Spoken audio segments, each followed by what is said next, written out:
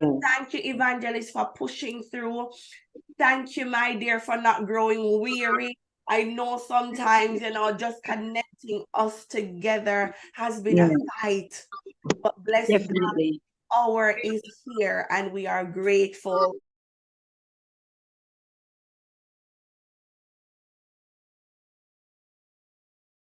This panel, bless you for the wonderful work that you're doing for the Lord. I also bless you for being obedient, for inviting me here on this panel to share the goodness of God and his existence so others can see that he is still God. All by himself, he exists and he is indeed alive. Yeah. There are times you will hear of transformations in the life of persons, and some people will throw it aside because I was once a victim of that. And the only way you could do that is because you have not experienced the sweetness of God. So to you, things are just not matching up with person's life and the things that they have overcome. You're questioning it because you really don't know who God is. Had you known who God is, you would have known that through God all things are possible. And he is able to do all things, great things, things that doesn't sound as if it even exists. And you are now looking at an overcomer of many things. And here I am still facing a lot. But because of where God has brought me from, I know that my testing has to continue. And those hurdles that is set, I will continue to go over and over and over, because I'm not the wife of Job that will say, curse God and die. I will continue to trust God and live. Because of what he has done for me. Glory be to God. So I should start off by telling you what you're seeing here is all God. It's nothing that Stacy did. It's nothing that my church did. It's nothing that anyone else did. It is the doing of the Lord, and it is marvelous. I mean, growing up in a home with my grandparents doing sacrifices unto spirits, cooking different meat kinds, and leaving it on the table for the demons or whomever it was in their days. But as a little girl, I remember seeing those settings and growing up in those settings. Glory be to God. But I had no understanding. But there was always something that would irritate my spirit, although I was so young and I did not have that much knowledge of what was taking place, nor the knowledge of God. But the word of God simply declares that greater is he that is in you than he that is in the world. But there was a nudge inside of me that I just could not understand. I could not have brought it to birth because I was lacking the word of God. I was lacking who God was. But nevertheless, God was with me to see these kinds of settings, and the spirit that was in me, which is the spirit of God, would be irritated against those bad spirits that I was actually growing up around. And then on the other hand, here it is, I am also seeing my family praying to God, reading the Bible, saying that we have to come out and go to church. We have to serve God, telling us about God. But on the other hand, there were sacrifices being done. So it was bringing a state of confusion to me. But let me get to when I realized really who God really was.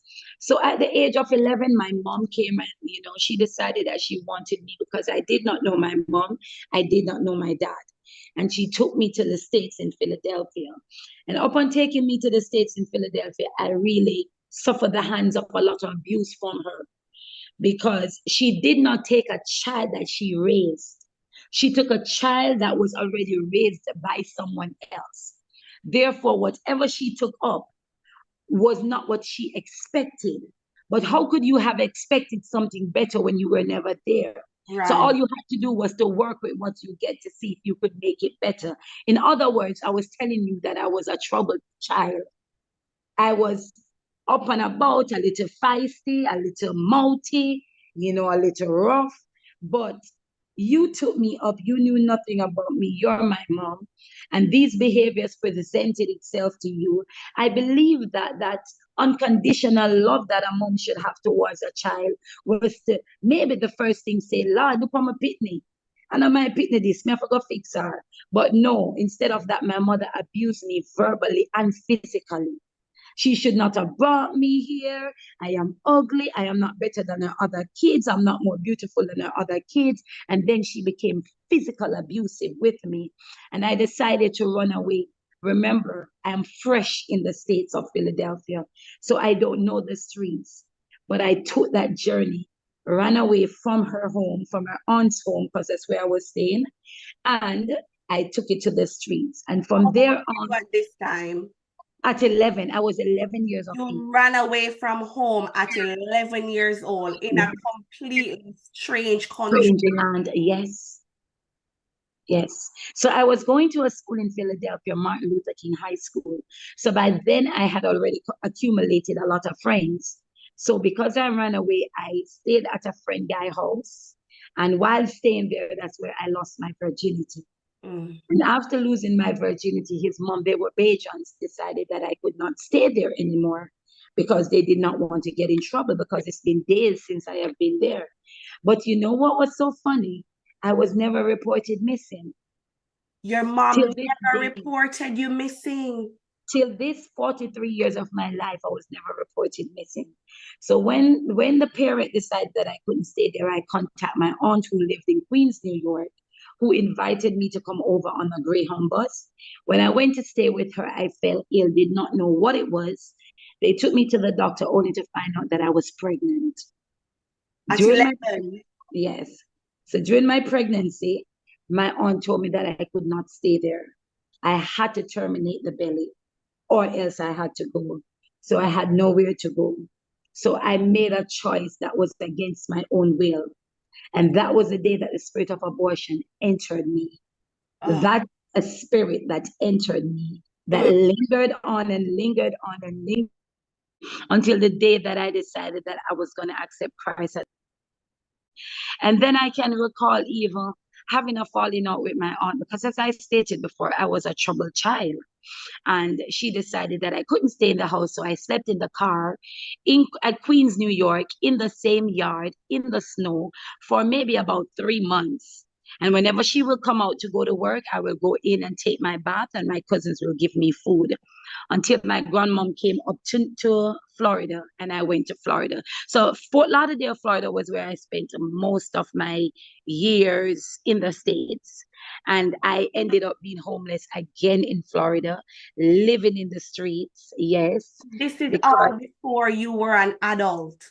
All before I was an adult. Yes. I got pregnant again at the age 15.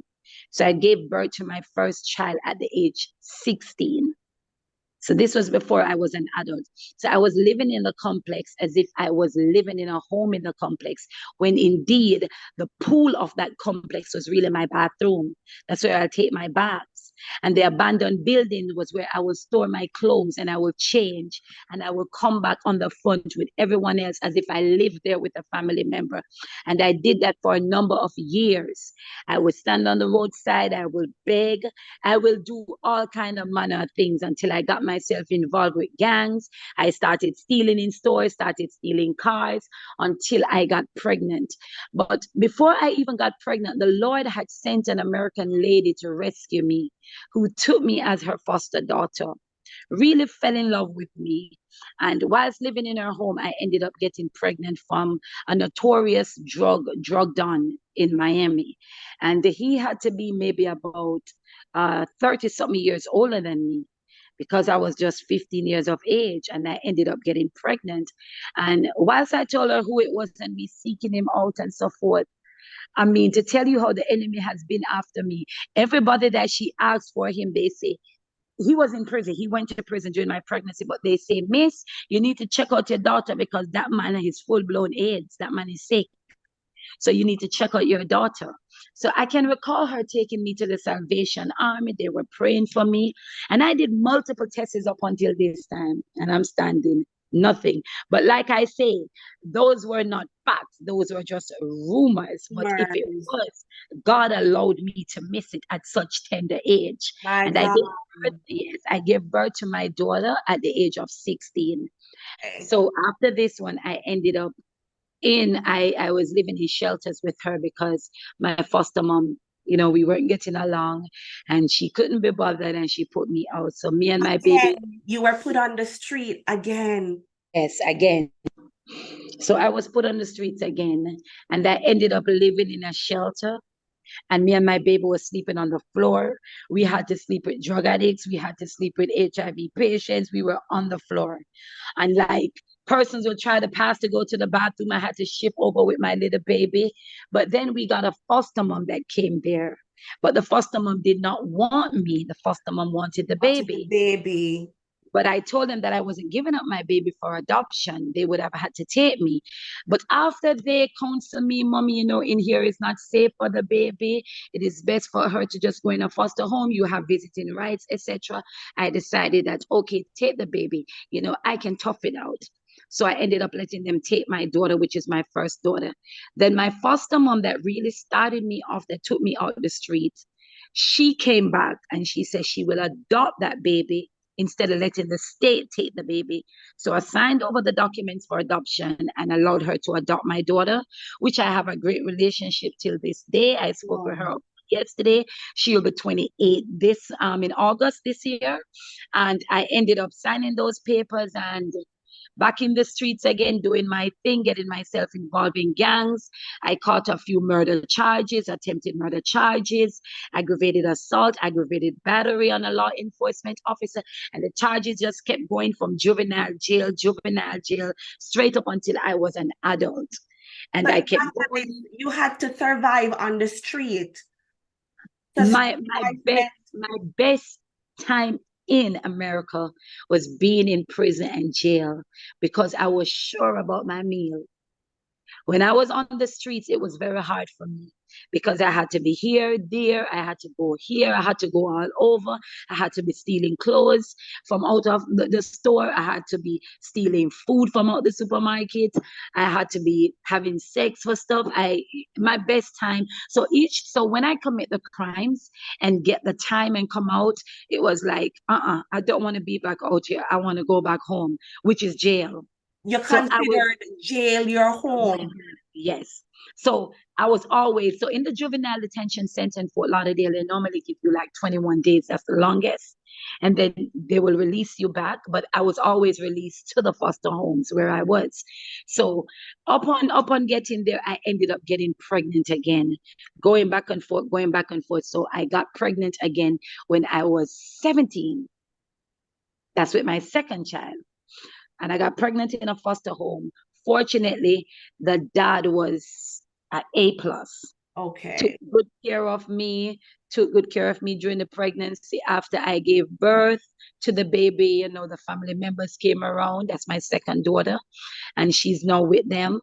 And then, of course, I was not a mother. I had the kids and just let them go and back in the streets again. And then I ended up getting a house on Section 8. I was living with my second daughter dad. Things didn't work out because at that time I didn't know commitment. I wasn't in any settling thing, just take your baby and that's it. And then I went back in the streets and I got myself in a very crucial gang. This was where the real charges came up on me now. And living on the street and being involved in gangs, like you had to do hardcore stuff. Hardcore stuff. I had to do stuff where I had no heart. I did not care. I was rebellious. I was hurting. It was fun. Seeing these things, tying up old people, robbing people, these things were fun. So even guns were something that I love. I like the noise. I literally witnessed while living in the apartments in Fort Lauderdale. At the age of 15, I literally witnessed a gentleman kill himself, shot himself in his head because he loved me and I would not pay him any attention. I literally witnessed that with my eye. I was not traumatized. I was not moved. I was heartless. I don't know. I had no feelings, no nothing. To me, he's crazy. That's a madman. And that was it. So I'm not traumatized by these. So it's always something that triggers me and makes me happy. And the You badness. liked it at the time. You liked the badness Yes, Did because that also have an impact on the partners that you selected? You know, like you have some women yes, who say them love right. bad, them love It have an impact on the partners I selected, but that is way after, because before my interest wasn't in settling down, as I stated before. It was the intention of my kid's dad, but not my intention. So after having my second child, I took it back to the streets and got involved in this gang here, where the real crimes committed. Mm, Real crucial crimes. And then I was still sleeping back and forth with my kid's dad, still going back and forth, but we weren't having a real serious relationship, or else I would have went home. And then I, during the time that coming out, going back and forth, I was placed on probation. So I mm, had a falling out with one of the gang members, and they whipped me, they gang me, and they beat me real bad, and left me on the side of the street to die. Ended up now violating my probation with an assault charge, sentenced into prison. When I was sentenced to prison, I did not know I was pregnant a third time again. mm. And at this time now, I had to give birth to that baby in prison. Yes. So I was now classified by the judge as a menace to society, a real troubled person. I'm tired of seeing this person in my face. So whilst I'm there, they had sent me to Ocala, Florida. That's the women's prison for pregnancy. I did my time there. I was getting in a lot of troubles too, fighting, doing all kinds of stuff there. And then it was time for me to give birth. They took me down to the hospital that was connected to the prison, and I had to give birth with my two hands handcuffed on the bed. My hands were never free, only my 2 feet. And I was told to move at the edge of the bed and push. And I was close security. So at all times, I had to have a guard with me. So even if I wanted to pee, there had to be a guard. And I'm just being sympathetic with the situation, because joy, I would have never expected to have this joy. Now I'm an overcomer, so I'm not sorry for my past. It's just the joy. Joy makes you cry. It's not only sadness. And I pushed my baby out, and they told me that I had only 15 minutes with her. That was when they released the handcuff. And I held her in my hands, and they said, "Do not breastfeed." And what is her name, mommy? And I wasn't in the mental mind to even remember any names. I named her off the God. With my second daughter being Lanaya, I rhymed it Lanaya with Amaya, and then gave her the security guard. I looked at the guard. I said, "What's your name, miss?" And she told me Gabrielle, and I named my daughter middle name off the security guard. And I remember when I looked at my daughter, she looked up at me as if she knew what was going on, and she smiled, and my tears fell right in her mouth. Oh, And when my tear fell in her mouth, she took her little hands and she squeezed them like this and hold her head down. I've never seen her back till this day. And at this time, were you now an adult, or you were still yeah, in juvenile 18, prison, or was this adult 18. prison you were No, no, no, in? no, no. Adult prison. I'm 18. Yes, I'm 18 years of age by this time. But based on my charges, I had to be transferred back down to the Broward prison, which was the death row prison, which was where I was supposed to rightfully do my sentence. But because of the pregnancy, I had to go to the woman's facility. And then I went on back. I got transferred back to my regular prison where I was supposed to be, like a month after. And that was where all the damages took place. That's where the spirit of homosexual entered me. I started seeing women looking like men. I got in a lot of fights. I caught some of my charges on the officers in there, fighting them. But majority of my stay there was done in confinement. I was always locked in a room. As soon as my time was up from confinement and I go back out on the grounds of the prison, I will end up going back into confinement, getting in some fight, some trouble, some mouthing off or something.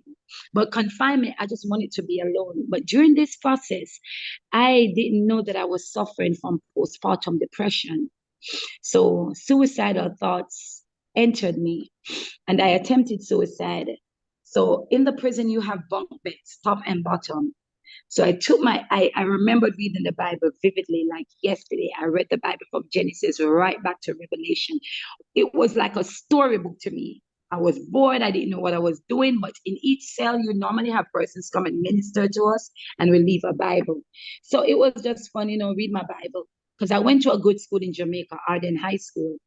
I got took out of Arden High School to go to the States. I sat there and I read the Bible from Genesis right back to Revelation. At the end of Revelation, I heard a voice say, kill yourself. Showed me everything in my mind what to do. And two voices speaking back, but no words coming out my mouth.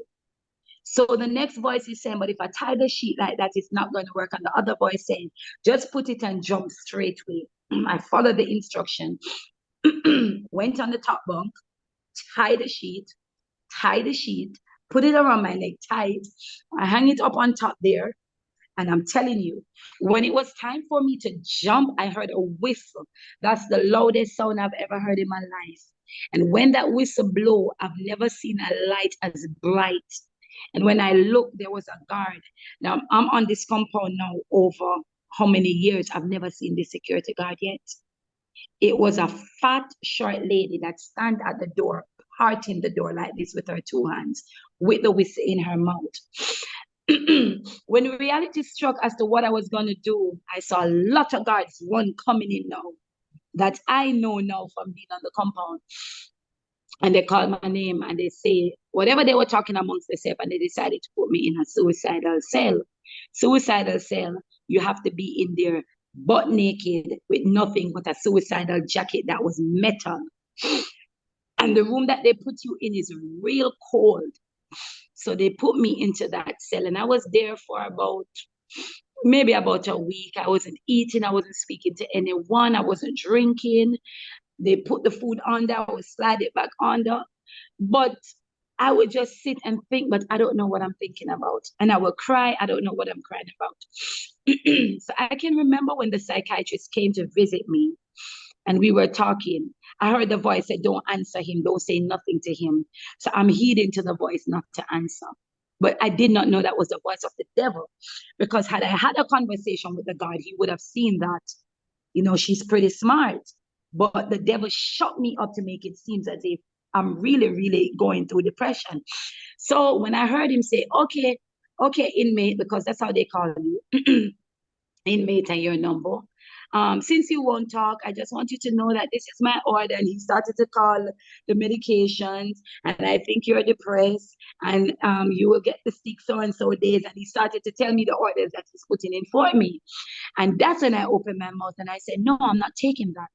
And to my knowledge, to what I can remember, I had a conversation with this man, and he turned to me and he said, I'm surprised. And I said, why? He said, because you can be anything in the world that you want to be. You're not suicidal. I think you're going through postpartum depression. And that was what he diagnosed me with. And he still decided that he wanted to give me some meds. So I went back now and I said, okay, then fine, I'll go with the meds. But in my mind, I knew I wasn't going to take the meds. So I stored the medications up. I waited till a month after. The voice came back again and said, overdose. Oh. And I attempted suicide a second time.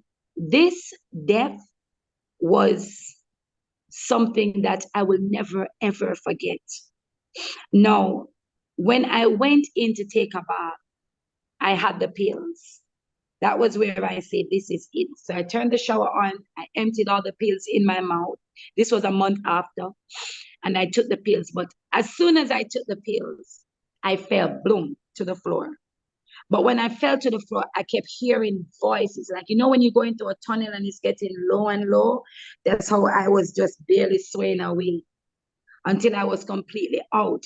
But whilst I was on the floor, I saw me stepping out of me. I saw a second me stepping out of me. I never understood what that meant until I came to God. He said to me, the word declares, greater is he that is in you than he that is in the world.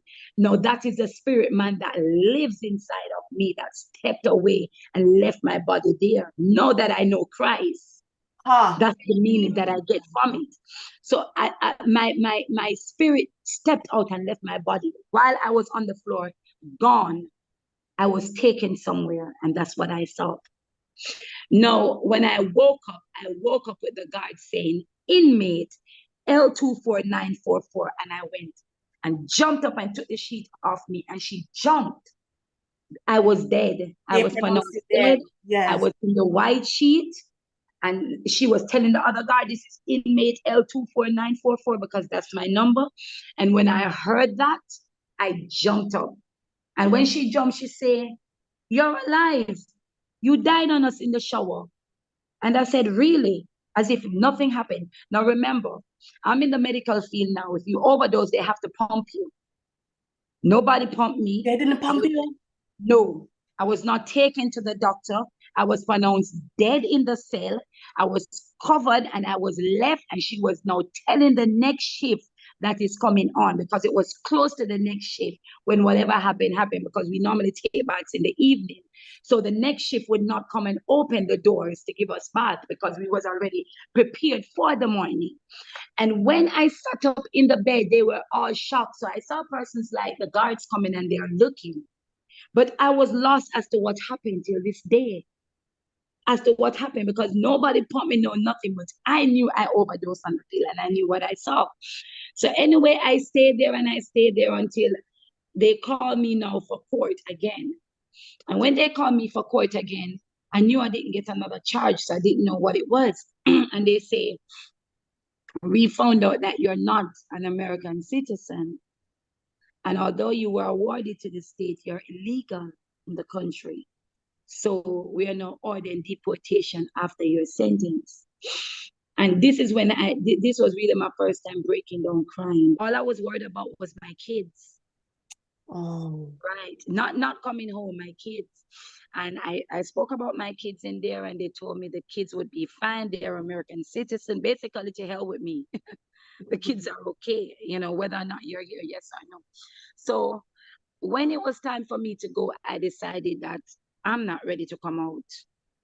I'm not ready to leave America. So I ended up spitefully catching another charge. So I grabbed one of the guards in there, and it became a battery on a law enforcement officer. And I'm telling you, when they turned me back, I was on my way to immigration and they did a U-turn. I caught my charge right there, going back to immigration when my sentence was up. And I ended up doing another year and another day. And whilst I was in there for another year and the other day, you would never believe what happened. An old charge came upon me for murder. And they transferred me to Atlanta, Georgia, DeKalb County.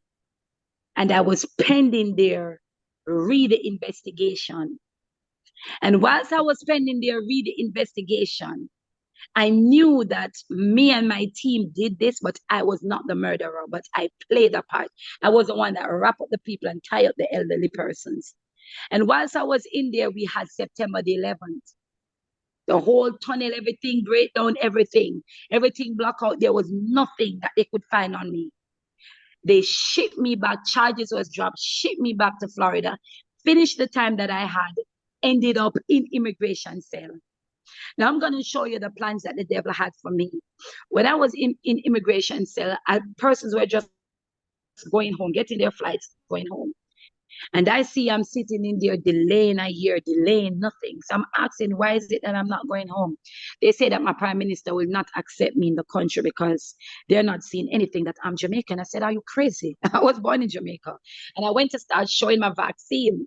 They say, we can't deport you because he's not accepting you. When we send the list, you are not accepted. So I ended up getting a phone call to call my grandma in Jamaica. And I said, Mommy, because I call her Mommy. I said, please bring my birth certificate because I need to come home now and these persons are not letting me out. Upon her arrival, I was never registered as a baby. There was nothing on me. On my birth certificate was handwritten that my father name added when I was 8 years of age. All along I was a child that nobody knew whose child it was. When I'm hearing this story, I am hearing that my mother brought me to St. Mary, left me at the doors of my father, mom, which she remembered, but did not tell him whose child it was. So it's 1989 when I was 9. Someone apparently heard from her and she said, well, it was, Rudolph's child. And she flew up with the birth certificate. The proof was there. I ended up coming to Jamaica. Coming to Jamaica was Give me 1 second. Give me 1 second. Woo. Woo, woo, woo, Jesus. My goodness, my goodness, my God. Did you get to see your children? Did they visit no, or did any family visit you any time? no visit at all. None. No family member, none. I literally started a relationship in there, in immigration cell with one of the guards to try and get something, get some money on my books, just to have somebody that say they sent me something, but nothing. When I first entered prison, my aunt from New York, she used to like send stuff, put some money on my book, but it wasn't constant. But I ride out prison with me and God. My only dependability was my 3 meals a day from the state. Yeah.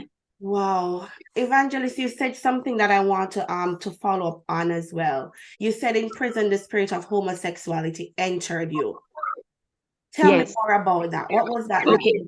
So it was fun and then it was bad because I got up one morning and when I opened my eyes, the female them look like man, every one of them.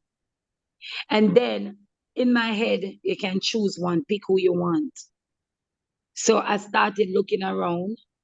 So I saw one and I attempted to, go with her sexually. We talk and stuff. And she liked me too and everything. And at the time when we attempted, we kissed, we did what we had to do. But when it was time for us to literally get down into the homosexuality, God did not want that for me.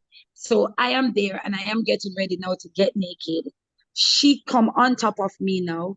And by the time we were supposed to do what we were supposed to do, I don't know how I fell on the floor, but I fell on the floor. It was right on the bottom bunk. And from that, it was like I just didn't have any mood for that again. It wasn't nothing that I wanted. I didn't try to attempt to try it again. It's like it was completely knocked out of me. Out of you. But the sudden feeling came on so strong. It was strong. I was hungry for it. I wanted it. My body was calling for it. It was just quickly as it entered, it was just gone. God, so many spirits entered your life, so many demonic forces open doors. So I know the spirit of rejection, homosexuality tried, Anger, the spirit of anger, the spirit of death, suicidal, rebellious. Jesus. Oh my God. The major one that played a part in my life was the spirit of rejection. Even now, if I'm not strong, it will manifest itself. It just keep knocking on my door. It come with my kids, my marriage, my job, but I recognize the spirit so much. So I just use the word, resist the devil and he will flee. Because I recognize the spirit. You see, Satan don't come with new tricks. He comes with the same old trick. But he knows when you haven't overcome it. So he continue replaying. Because if you notice, when he went to tempt Christ, he had to leave. He had to go. So if we fall for it and become sympathetic towards your situation, you don't feel sorry for your position you're in.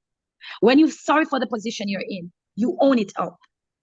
When you see the position you're in and recognize that this is not of God, you start to exercise the word and remind yourself that, hey, I've been there, I've done that, I'm an overcomer. You flee now. But when you start to sorry, why me? Oh my God, why? You're accepting it. Yes. This is not a moment to hug it. It's not a moment to sorry for it. Because the devil is manipulative. He comes in different forms. He's very suckling. So if you're not careful, he will do his very best to try to replay your life because he dwells on the past. He has no say so in the future. So Evangelist, when you went through that whole deportation process, how did you coming to Jamaica? Describe that phase of that. Okay, so in deported, I'm coming to Jamaica. When I reached in Jamaica, I felt like a giant in a little place. because I haven't been here for quite some time. Did they deport you back to prison, or you were now a free woman? I was now free in the streets of Jamaica. So the charges from America didn't transfer with you? Well, it did, because I was blocked from entering back the States, but I had already completed my time. You did your time over here? Yes. Okay. Yes, I did. And then when I came back here, I, oh Lord, the devil had a set up a crew waiting for me. I got myself back in the same position, but worse. Like 7 wicked more demons entered. And I first took it to the dance hall. So I came back, I started partying.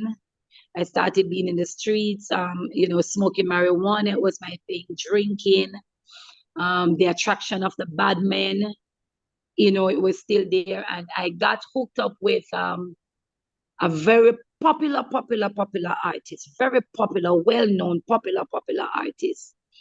And I was with him for quite some time, but during that time, I felt so special because of who this artist was and me being his choice. I was like, wow. But I did not know that I was just used for the market because I was beautiful then. And I'm still beautiful now, but, fresh, look nice, young, pretty, look everything. So being in the streets and being a party girl with him and availing myself as a sex object to satisfy his needs. I came out of that relationship with nothing because there really wasn't nothing there. From there, I kept going to and fro to the dance, back and forth, looking for these kind of guys. I was attracted to them until I ended up with a notorious murderer from Rockfort. And that was it. So I would assist him to bring the skulls of the human. Whenever they murder, they will cut the head off and sell the skulls to a Obeahman in Rockfort. The Obeahman always buy the skulls from them. So I would assist him. And I was living with him for quite some time because I became homeless again in Jamaica when I came down. And this is how I had to go and fight for life. And I was there with him. Mountain View police came, kicked the door off in Rockfort. They beat me up real bad looking for him. I would not talk because by this I'm a gangster from America, so I know how to ride out. So it doesn't matter what. I never took part in his murders. I never went out. He never forced me to come with him. But then from him being a murderer to others, turned around to try to murder me. He attempted to murder me twice, 2 times. And the last time that he attempted to murder me, the second time, I was like this close to him when he fired the shot 3 times. And I don't know how they missed and hit the wall. And on the 3rd shot, he just dropped the gun and said, "The girl a guard," which I didn't know what God was. I didn't know what it was or anything. And I still ended up back with him, was with him for quite some time until God took me out. He tried to murder you 2 times and you still stay with him? Yes, because I had nowhere else to live, nowhere else to go. I was just submissive, but I knew in my heart I wanted to go. But I didn't have anywhere to live. Remember, this was my supporter. He was taking care of me, everything. So that was my only choice that I had to, at that time. What happened after that now? What was that relationship like? We still had a relationship with him? Yes, we were still together. He apologized to me and we were still there, but I was in fear. I was in fear. I ended up getting pregnant from him after that twice and did a termination. And then God, for some reason, some way, I don't know how I got out, but I link up with the Shower Posse crew. I don't know if you ever heard of them. Yeah, man, Big Young at Jamaica. Right. So those were the crew that I started going with now. Snowman, Vivian Blake, all of them. So I am in that crew now with them, and those are his enemies. Oh, okay. So I was able to escape him. And Shower Posse crew, they got me a house in Cassia Park. They rented a home for me. So I was used by them for drug trafficking to go to the small islands. That was my purpose of hooking up with the Shower Posse crew to do trafficking. Let me ask you one question here.